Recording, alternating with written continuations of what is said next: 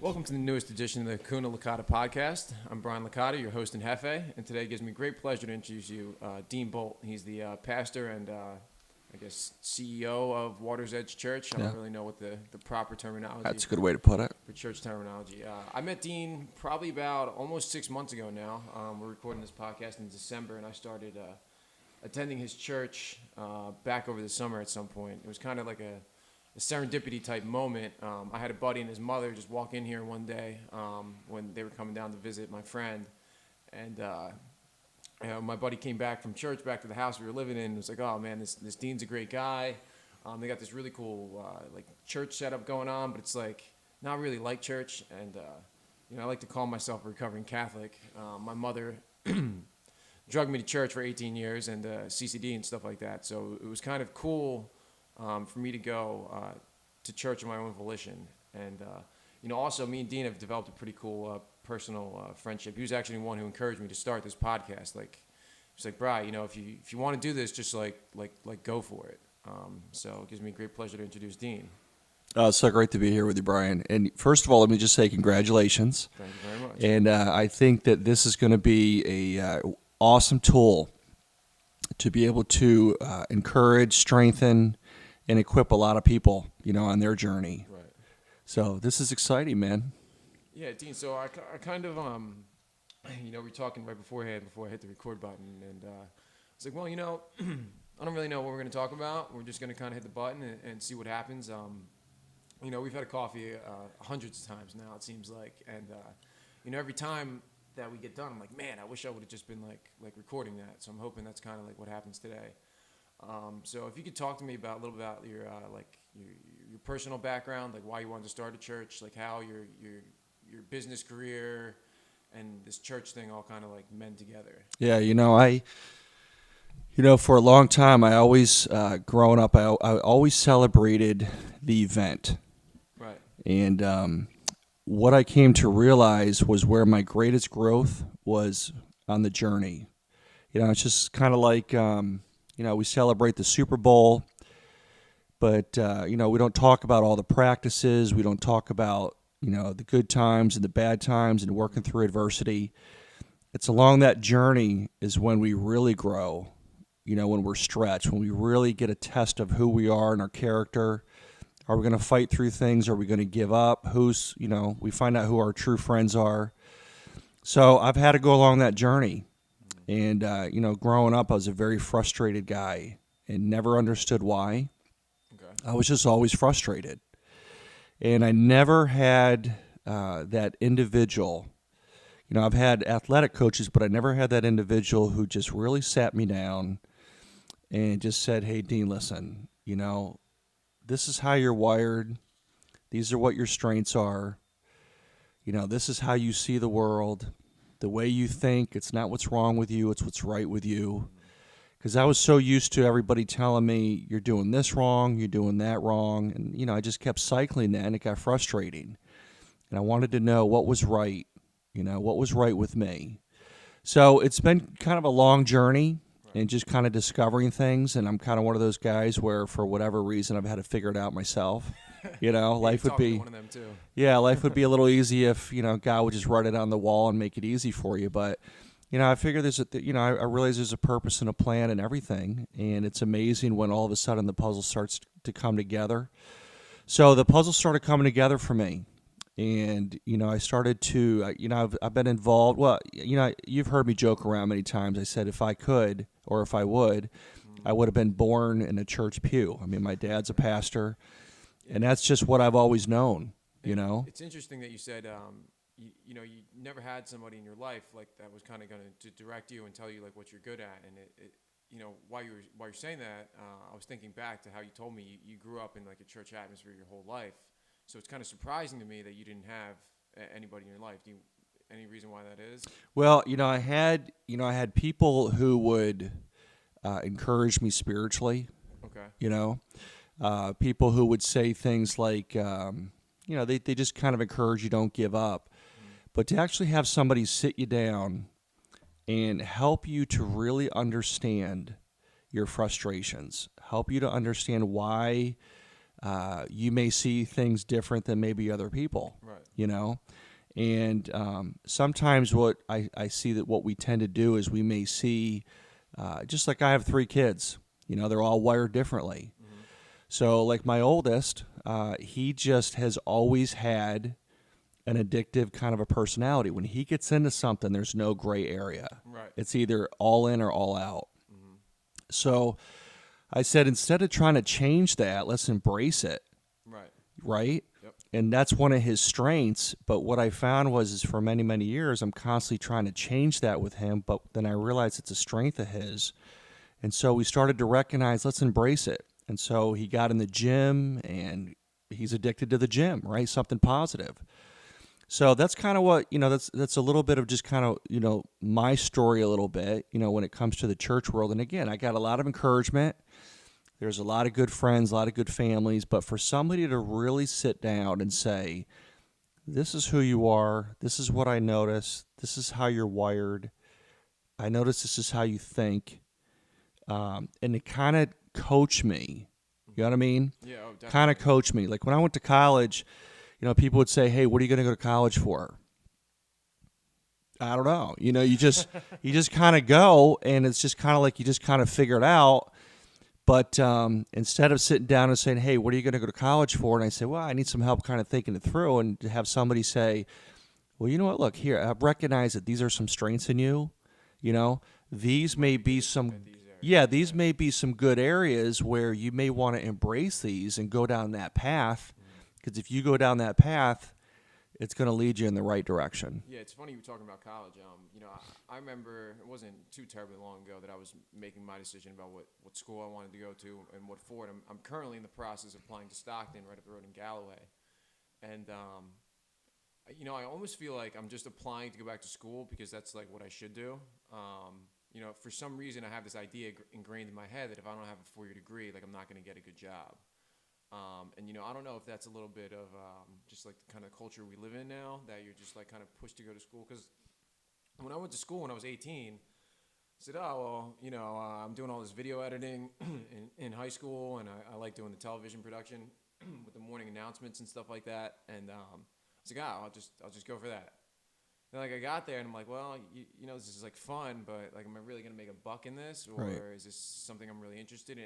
And now I'm kind of looking into, you know, I know how to speak decent Spanish, so I'm thinking about going back for a Spanish degree. But it's like I don't feel passionately enough about one particular thing that they necessarily have majors for. Right. You know what I mean? Like, Yeah. this is kind of starting out to be like a hobby for me, and I joke around. I was joking around with my buddy Alan on the last podcast I did that I want to get paid to just like go out to lunch and have coffee with people because I like talking. Like I would love if I could just get in my car at 8 in the morning, maybe like 9, so I don't have to wake up until 8 o'clock. Yeah. And then, you know, drive and meet somebody for 10 a.m. coffee, and then go somewhere else for like a 1 o'clock lunch, and then like dinner at 5, and then like come home. Yep. So that's the kind of cool part about this podcasting hobby I have, is that's pretty much what I'm doing. You know, we got the pot of coffee going. We're sitting inside the church with like a fire going. And just, you know, I don't know if this pays the bills. You know what I mean? Yeah. Well, you know, this, I don't think, you know, college or university, I don't think it's for everybody. I don't think you have to go. I don't think you have to have that label. You don't have to have a label to be a leader, right? And some people think, well, I got to have this on my resume, or I got to have that. That doesn't make you a leader. Just because you have a degree doesn't mean you're more educated than somebody who doesn't have a degree. And, you know, when we had, I think it was maybe a couple months ago, and you had just kind of shared your dream with me a little bit, just as far as these podcasts. Well, to me, it just makes sense because, Brian, you have an incredible story. And, you know, and I've always said, don't waste your story. And whether it's been tough or whether it's been great, whether it's been ups and it's been downs, whether you like it or not, it's your story. Right. And that your story tied into your leadership and who you are and your character, it just makes sense because this podcast here, this blog, this is just a tool for you to be able to put your voice out there of your story and other people's stories and you never know who's listening. It's going to impact a lot of people. So when I look at your education, I look at it as that is a tool helping you that you could put in your toolbox. It's going to help you be educated on how to tell your story. Yeah, it's more of a like an experiential education. What I've been doing thus far is like when I kind of had this podcast idea start rolling in my head, I've been carrying around like these little notebooks. I got like the memo app on my phone, and just like as I'm going throughout my day, names would pop up of people that I wanted to have on the show, and it's been awesome so far. Like this is only the second real recording I've done, but everyone I've reached out to, it's been like 5 or 6 people were like, oh yeah, I would love to do it. So it's really kind of cool that I started this pretty much on the goodwill of other people, like people taking their time, like yourself this morning, to like sit down and talk with me for an hour and a half, or however long it takes. And the equipment I borrowed from my buddy John Douglas and my uncle Joe down in Florida actually mailed me an old laptop that he had, so I could kind of get stuff going. So I was kind of joking around. I've been doing these little like videos when I'm like on my way to go like do a podcast, or like a certain like step is starting to happen, and I was driving to my buddy's house the other day, and I'm like, well, today's D-Day. We're filming the first podcast. I have like $7 in my bank account, a whole bunch of borrowed equipment. So like, there really is no more humble beginning than like kind of like how I started yesterday. That's right. That's your story, man. We shared Sunday. We all have a dream, right? Mm-hmm. And when you start that dream, what takes it to the next level is typically it's somebody who pioneers that dream. It's got to be a pioneer. Everybody's got a dream. But not everybody follows through with that dream for whatever reason. Sometimes it's scary. I mean, you're running into the unknowns. You talk to anybody who started a successful business, and they're going to tell you all the times they were up all night long. They didn't know how they were going to pay their employees. They didn't know how they were going to pay them rent, and they just kept moving forward, and they kept taking that risk. And I kind of look at this with you. You see some of these big successful companies. And when you go back and you find out when they pioneered it, they started in a garage. Right, yeah. Yeah, they started in a garage. Or, I've got a client over in Northfield, and he's got a company that's an international company.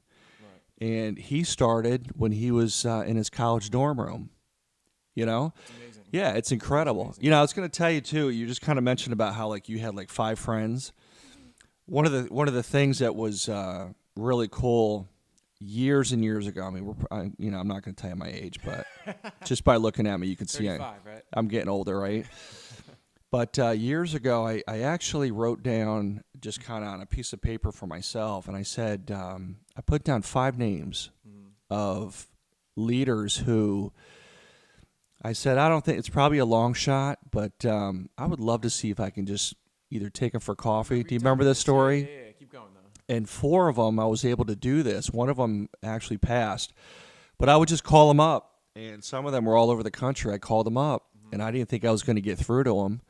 And I said, hey, listen, can I take so-and-so to, can I take so-and-so out for coffee? And I thought I was going to get shot down, and I said, listen, I'll even treat, Right, yeah. Right. So talk about having $7, right? And I actually had the chance to do this with 4 of the leaders. And I remember I sat across from them. Of course, I'm like sweating like crazy because I'm so nervous. But I would ask them some questions, and we're eating. And while they were talking, I just shut my mouth. I had my pad and my pen, and was just dotting down as much stuff as I can, So it's going to be really cool just to see the people that you're going to meet along this journey, as you're doing these podcasts. Now, these business people, how did you like accrue that list that you wanted to, like, people that you knew you wanted to meet up with? Were they like businesses that you like respected, and you figured out, like, was there a lot of like detective work going into that? No, a lot of times, a couple of them I read some of their books, leadership books, and there was this one guy where I'd gone to a conference called Catalyst. And it was down in Atlanta, Georgia. This is years ago. Was this the one you took like a bus trip down to? Is that? This is one of them, yeah. And it was a huge conference, and there's probably about over 8,000 young leaders in there. I looked like their uncle. And everybody was just fired up, and the speakers were great. There's John Maxwell. There's some just very well-known speakers. Maxwell was there? Oh, yeah, yeah. Andy Stanley, just some big names, And a lot of these guys have written books. They've done great things, but they've done good things, great things for the right reasons, and I respect that. Right. They built it the correct way. So there's this one guy, and he came out to speak. I never heard him before. His name is Marcus Buckingham. Okay. So, usually when you're at a conference, that 1 to 3 o'clock range after lunch, everybody just wants to sleep. So a lot of times the speakers, they may not be as well known of a speaker at that point because that's not the hot spot in the conference.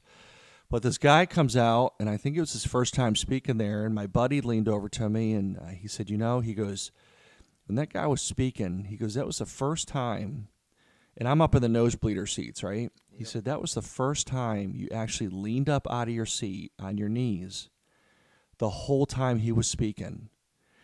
And I felt like this guy, like it was just him and I in a room. Mm-hmm. And I remember when he was done speaking, I felt so connected to what he was saying and his philosophy and about understanding who you are and living your life through those strengths instead of continuing to recycle about all the bad stuff. Right, let's talk about the good things about ourselves and let's build off of that. And so I started buying his books, and when I was done reading his books, it was kind of like, I was like, thank you. Mm. It was so refreshing. It was like the best friend I never met. So I was able to get connected with this guy. I couldn't believe it. Now, did you go up to him after the conversation No, was well, over? How did no. you get in contact with him? This was probably a couple years later, and I was in the middle of working on my master's, and I just, I went on his website and just made a few phone calls, and it took me a couple phone calls to actually get through to him. I didn't think it was even going to happen. And then his assistant, she says, you know what? Let me see what I can do about trying to make this thing happen, because I shared the whole story. So all of a sudden she calls about a half an hour later. She says, I just talked to him. If you can fly out here, he says he'd love to do it with you. Now, where were you flying out to? I had to fly into Denver. Really? I had to fly into Denver. Okay. He was doing a conference, and so took a flight, got up to Philly, took a flight out there, took all my money out of my savings, and said, it's worth the risk. Right. And on the way home, it was the coolest thing, just to see my dream just kind of coming together, because he also was coaching me. Remember, I was talked about how I just wish I would have had that. Right. I wish I would have had that as a high schooler or as a college kid, of just that coaching. And it's no one's fault. It's just, it's just kind of how the journey plays out. Right, of course. But now I'm so burdened. I don't want to say burdened, I guess passionate. Right. Because I see so many young leaders who you can just see the potential in them. And I don't want to control it, but I want to help them discover it and then help guide it for them as they figure it out for themselves. Yeah, and that's the really cool thing I love about coming to Water's Edge on Sunday is, like I said, I don't really particularly know where my religious views lie, but when I come in, it's almost like I feel like I'm at a almost like a self-help presentation. Self-help's not really the right word, but almost like a motivational speaker. Yeah. And it has a little unchurched twist to it, if you will. And I come in and I have a list of notes in my phone, and you always see me if I'm sitting in the front, I'm typing on my phone the whole time. Oh, I thought you were watching the Eagles football game. But I'll sit there and I'll type all this stuff, and I'm like, oh wow, that's good stuff. That's good stuff. That's good stuff. And a lot of that I've put into practical application with people I work with in AA and my friends, because the parallels that you speak on Sunday into everyday life is unbelievable. I always had trouble sitting in a church and they're reading this Bible verse, And I like tap my mom, like, what does that mean? Like, Yeah. what do they just talk about? Like, I can't pronounce half these names. I Yeah. don't know what they're saying. It's like in some sort of English that I don't really know what's going on. Yeah. When I come in here, you got your PowerPoint set up, and there's only ever 3 or 4 words on a slide, and then you talk for like 10 minutes on each slide. I'm like, I don't understand how this is possible. And another thing Dean's been encouraging me to do, and I'm not doing that great on it, but I really need to start again, is journaling. You wanna It's talk about your huge. journal a little bit? Yeah. I was always told to do it, and I just never did it. So when I was working through my master's, it actually became part of my curriculum. Is I had to journal every day, and I had to send it in to my professor. Mm-hmm. You So did online school, right? I did an online school, man, and I miss it. It was so great. Who was it? It started off Mountain State University. That's right, down in West Virginia. Okay. And then it got switched over to another university midway, but down in West Virginia. And it was just such an incredible experience because the group of people that were in my class, there's about 12 of us. And what I loved was the 12 of us were from all over the country. You had a doctor in there. You had a police officer in there. You had just so many different people. Mm-hmm. And it was so cool because as we were talking through different leadership perspectives, it was so neat to get different perspectives from around the country. Right. But part of my curriculum was I had to do this journal. And what was cool is the professor said, listen, your journal is you. It's personal. You do the journal the way you want to do it, but just do it. Okay.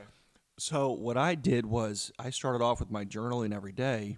And it could just be like, hey, I woke up in the morning, blah, blah, blah, right? Right. But then what I started to realize is as I'm reading through these books, I'm like highlighting all this great stuff. So what I did, Brian, is I took all the stuff that I highlighted and I would put those quotes into my journal. So by the time I graduated, I had probably, I think 30 or 40 of some of the greatest leadership books I have ever read in my life. All the good stuff that I pulled out of it is now compacted into my journal. Right. So I go back now because I'm a firm believer the greatest book that you can ever read is the book about yourself. Right? Yeah, you've said that before. So, I like that. Yeah, so put that into a book form Mm-hmm. because a lot of the things that I teach, a lot of the leadership principles that I find, I go back and I get that out of my journal. It's my life. It's my journey. It's the things that I've learned and things that I've struggled with because if I can help somebody else, if somebody can learn from me, Brian, if you were to say to me, hey, Dean, listen, I'm a 20-some-year-old guy. I'm starting a business. This is where I am in my life. I'm regrouping. I'm on a great path.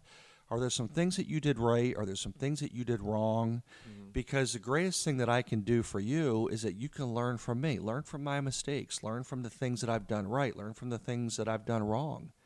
So that hopefully you're going to be even stronger in your 20s than when I was in my 20s. Does that make sense? Yeah, it makes perfect sense. If everyone would follow that same philosophy, like in theory, the people who first started out of business would have all these pitfalls, and then the people under them wouldn't make the same mistakes, and the people under them wouldn't even make less mistakes, and like we'd be moving in a more positive direction than we actually are. And that's what I love about what you're doing. I absolutely love about what you're doing with this thing. Because this podcast you're doing, okay, this is such a cool opportunity because you're going to be able to meet so many people, and you're going to be able to ask them questions, and you're going to give a voice to this thing, and all your listeners, as it continues to grow, all your listeners are going to learn so much, whether it's the business world, the spiritual world, personal world, your own story, right? Mm-hmm. What you're doing is so needed, and there's such a gap because we can get an education, but there's more than just education. It's got to be something that's relevant. Like you're talking about with the church. First of all, you saying about how, you're trying to figure things out yourself, but you're coming, but you're taking notes. The key word there is relevant. Right. And as I grew up in church, I heard, good Lord, I've heard so many sermons, right? And to be honest with you, I can't really tell you, I can't go back and tell you a lot of them. Right. I don't remember them. Right. And a lot of it was deep, and they're using certain words and terminology. And then I would invite my friends who don't go to church, I'd invite them, and they're like, bro, like, what is this? I don't even know what those words mean. Why is everybody standing, sitting, and what is this 85-page bulletin, and Right. why do the singers all have to match? It's just hilarious to get that perspective. And so along my journey, I was like, there's people who go to church, and statistics show that that's less than 20% of people. I think it's even less than that. Okay, That go to church. that go to church. Yeah, I would treat it way under that. Yeah, way down, right? Right. So let's just say there's 85 to 90% of people just in the States Right. who are unchurched people. Mm-hmm. So we're going to target and show that something that was written over 2,000 years ago, how is that relevant to the 85% people who don't go to church, right? Right. Or maybe they've been hurt by church, or they've gone to church and they're like, there's nothing at all that's relevant about this. So is that what you mean when you say unchurched? It's like those kind of people who've been hurt by the church, don't go to church, or They want nothing to do with God. They don't want anything to do with religion. See, we are Water's Edge. We call it the Church for the Unchurched. right? Okay. Yeah, awesome slogan. Isn't that cool? Yeah, it's great. And we're a non-denominational church. The reason why is usually the only people that really care what denomination you are and you're like in a religious affiliation Correct. are typically already church people, because what they do is they'll go, okay, are you Baptist, are you Presbyterian, are you Lutheran, are you Catholic? What they're really asking is, what rules, right? What denominational rules do you have at your church? And then they try to see if they're going to fit in to those rules. So a lot of people, especially your generation, generations under, are like, we don't even want rules. We've seen it. We don't want anything to do with we it. hate it. We don't want it. Can we just talk about God? And I found that a lot of people don't have a problem with God. Right. They have a problem with religion. And so we're non-denominational. We purposely teach and target people who don't go to church, or maybe they've been hurt by certain religion or hurt by certain things.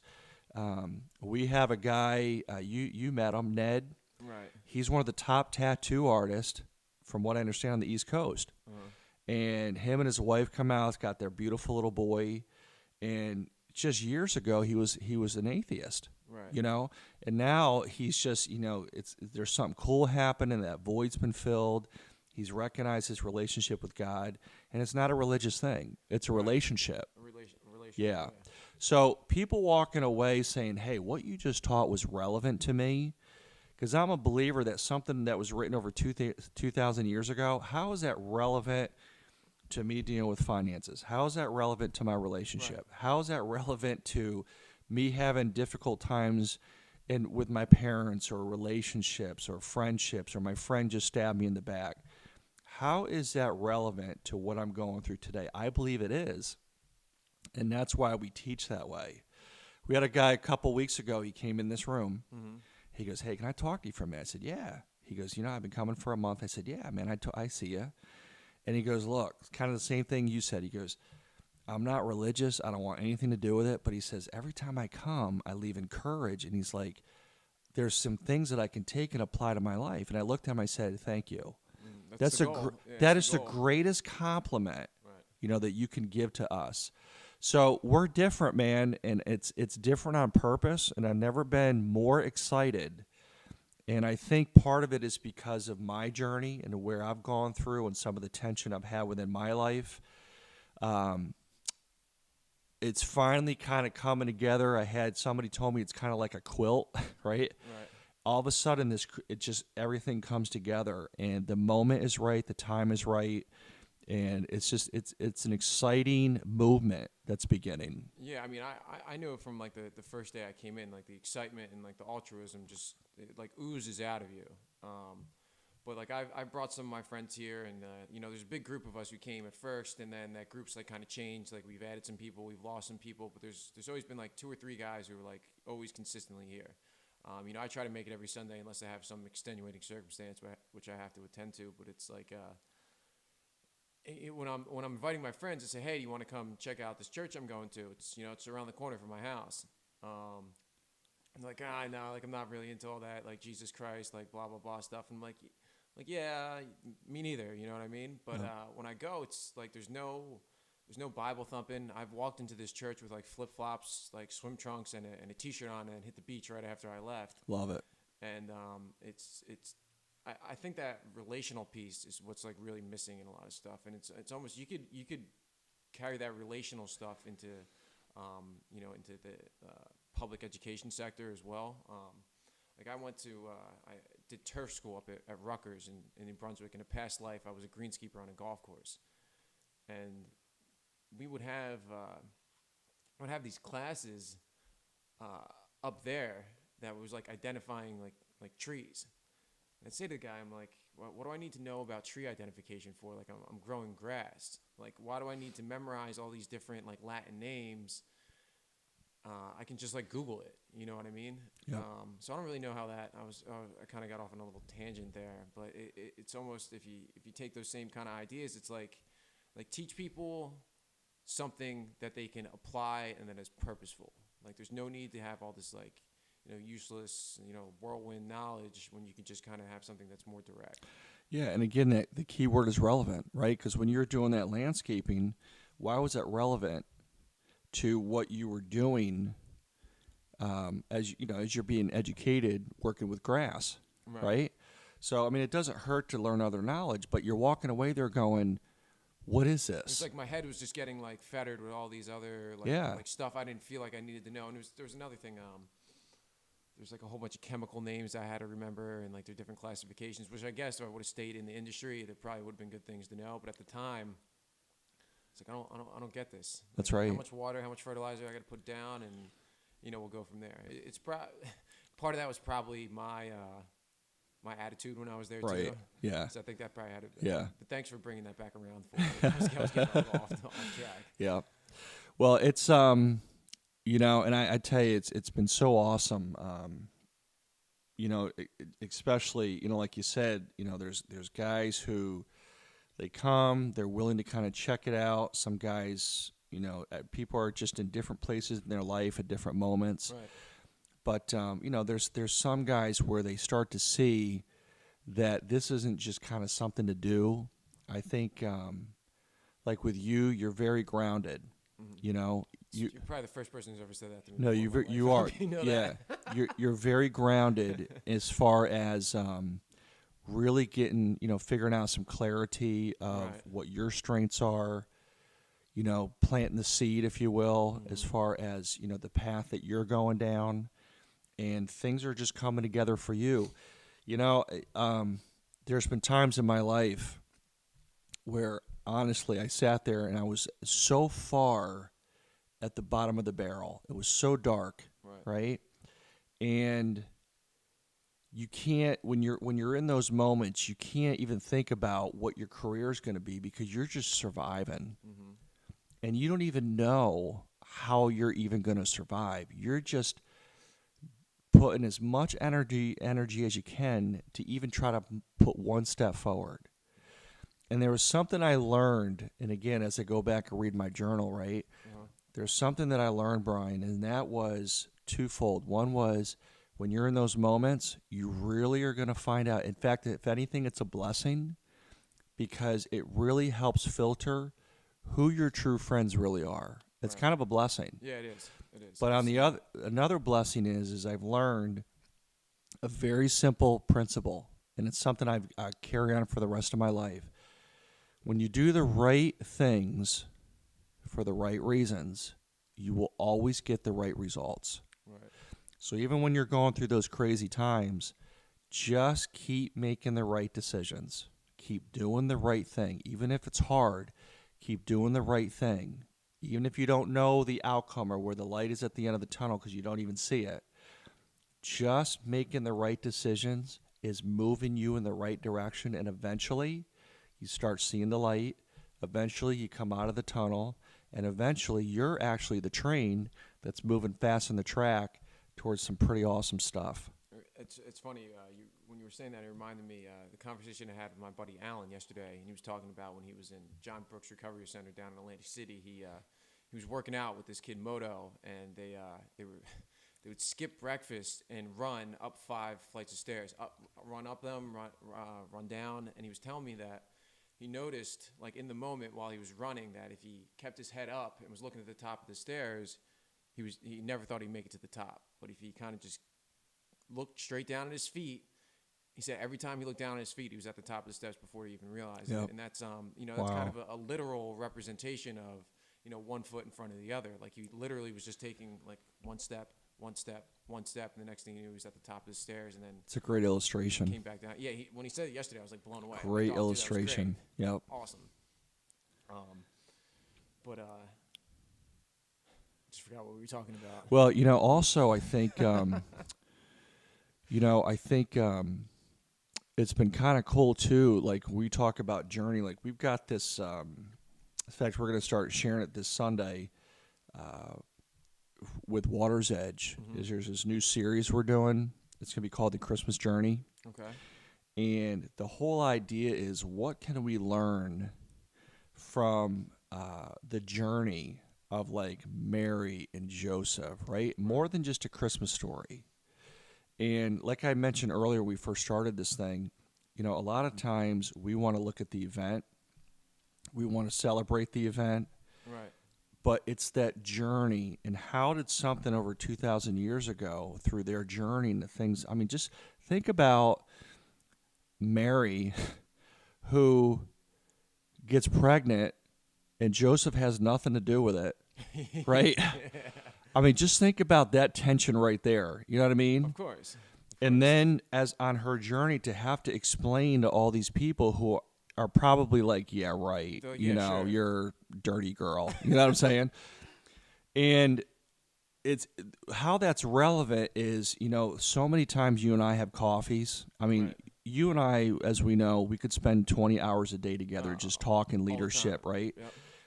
But even like with you, with your journey, it's so cool because whether it's this podcast or your job or people that you're working with and encouraging, it's so cool because not only are you helping them, which will fill your tank because that's your heart, Right. but what's so cool, though, is you're learning such incredible stuff. Like this is beyond what you can't learn this stuff in a college setting. That's book smart, right? Right. That's kind of what we were going back to before, what I was talking about earlier in the podcast. Yeah. It's more like practical knowledge rather than like relevant knowledge. Really, is what it is. Yeah. Because you don't get these kind of discussions when you're sitting at a desk with 30, 40, or 400 kids in like a lecture hall. That's right. It's like this. And me and Alan were talking about human connection yesterday, and that's like really what we strive for, is to have these strong human connections, and like that's really what I learned best from. Yeah. Like I got my little notepad here. I haven't really wrote much, but luckily I got the recorder on, and I Yeah. can just listen back. Yeah. But that's why I think these podcasts are they're so awesome. When I was working on the golf course, and the best part about that golf course job I got, besides being out in nature all day, was I got to listen to like 8 to 10 hours of podcasts a day. I'd have my one headphone in, and then my boss would be calling me on the radio, and I'd be turning them down so I didn't have to hear what he was saying. And but I learned so much. I just think they're like an awesome tool. It's like almost. It's really, if somebody's listening to what we're talking about now, like if they're listening to this podcast on their phone, hopefully they feel like they're sitting in the chair next to us. Yeah. And that's, I mean, it's so cool. Absolutely. Yeah, I'm telling you, it's gonna be an amazing journey, and the people that you're gonna meet, it's gonna be very inspiring, and it's cool because you're giving people a voice. You know what I mean? You're giving people a voice to be able to share their story. And you just never know, like how many times have we mentioned in church, you never know who's sitting there, right? You never know what's going on in their heart. Mm-hmm. You never know what they're dealing with at home. You just don't know. So sometimes you just start talking, and then all of a sudden you start sharing a story, and then somebody comes up to you and says, look, I don't know if you realize it, but you were talking right to me, right? And that's what this podcast is going to do. It's going to take off. It's just awesome. Right. It's an awesome idea. Well, Dean, I always say I can't thank you enough for all the like personal development growth you've helped me with, definitely on the spiritual side and with coming to church and stuff like that. I'm so happy we got to sit down today. I'm sure there's going to be a podcast Dean 2.0 at some point with us again. But thanks again for taking the time to sit with me. And if anybody wants to check out Water's Edge Church, it's on, I guess, Facebook. What else you guys you can got? find us on Facebook, Water's Edge SJ. And also we meet, we're actually meeting right now at Ventnor Community Church, which is right on Ventnor Avenue, Victoria Avenue. We meet every Sunday from 10 to 11. And so that's the best way. We don't have a website yet. We're still we're growing. We're pulling some things together, but that's probably the best way to do it. Water's Edge SJ, and you can always send a message if you want to. Also, you can email me at info@watersedgesj. So if anybody has any questions or they want to know a little bit more what's going on, just email me, and I'd love to connect with you. All right, Dean. Thanks a lot, man. I appreciate it. Please stay tuned for the next episode of the Hakuna Licata podcast. Thanks again.